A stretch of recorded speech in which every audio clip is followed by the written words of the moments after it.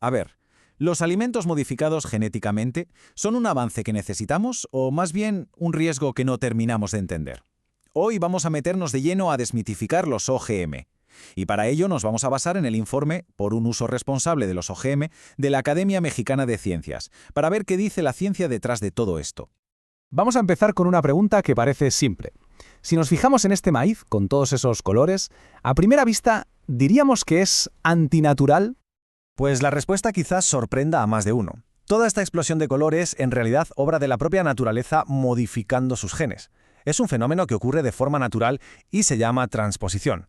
O sea, que la naturaleza lleva siendo ingeniera genética desde hace milenios. Y esta idea, la verdad, nos lleva de cabeza a nuestra primera parte, el motor genético de la naturaleza. Porque esto es clave para entenderlo todo. La idea de modificar genes no es para nada un invento nuestro. Como bien señala el informe, la transferencia de material genético es un proceso constante, un diálogo sin fin que ocurre entre especies en el mundo natural. Un ejemplo perfecto de esto son los virus. Cuando un virus infecta a una célula, lo que puede hacer es insertar su propio ADN en el genoma del huésped. Este proceso se conoce como transferencia horizontal de genes y es tan común que de hecho parte de nuestro propio ADN tiene origen viral. Ahí es nada. Entonces, ¿cuál es la diferencia con lo que se hace en un laboratorio? Bueno, aquí es donde entra en juego la palabra transgénico. Se refiere a un organismo que recibe un gen de otra especie, sí, pero de una forma totalmente deliberada, usando ingeniería genética, para conseguir una característica muy concreta que se está buscando. Vale, pues vamos a la segunda parte para ver exactamente cómo se replica este proceso, pero ya dentro de un laboratorio. Si lo simplificamos mucho, el proceso tiene 3 grandes pasos. Primero, lógicamente, se aísla el gen que se quiere usar. Segundo, ese gen se inserta en una célula vegetal. Para esto se usan métodos muy curiosos, como una bacteria que actúa como un caballo de Troya biológico, o incluso una pistola de genes que literalmente dispara el ADN. Y tercero, a partir de esa única célula ya modificada, se regenera una planta entera. Justo este esquema que vemos, sacado del informe, ilustra muy bien todo ese viaje. Desde el trocito de ADN que se aísla y se introduce en la célula, hasta el cultivo que finalmente da lugar a una planta transgénica completa.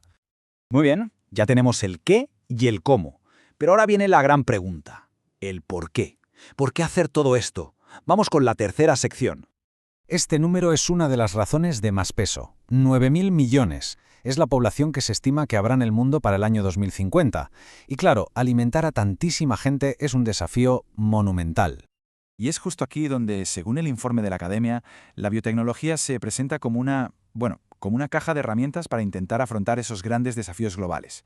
Y no solo en la agricultura, ojo, sino también en el campo de la salud. Vamos a ver algunos ejemplos concretos para que se entienda mejor. En medicina, la insulina que usan las personas con diabetes o muchísimas de las vacunas que tenemos se producen gracias a organismos que han sido modificados genéticamente. Y en agricultura, pues tenemos cultivos como el maíz BT, que produce su propia toxina insecticida y así se reduce el uso de pesticidas químicos, o la soja que es tolerante a herbicidas, que simplifica muchísimo el control de las malas hierbas. Pero claro, una tecnología tan potente es normal que genere debate. Así que pasamos a la cuarta sección, el debate sobre el riesgo. El informe lo deja clarísimo. Como cualquier otra tecnología, esta también puede tener riesgos. Por eso, la clave está en evaluar cada organismo modificado de forma individual, caso por caso, y con muchísimo rigor científico antes de dar el visto bueno. Y para poner un poco de contexto, el documento cita a la Organización Mundial de la Salud. Su conclusión es que los alimentos transgénicos que hoy en día están en el mercado internacional han superado las evaluaciones de seguridad y no se considera probable que presenten riesgos para la salud de las personas. Este es, desde luego, un punto central en todo este debate. Y esto nos lleva a la última pieza del puzzle. ¿Cómo se gestiona y se supervisa todo esto? Pues entramos en la quinta y última sección, regulando una revolución.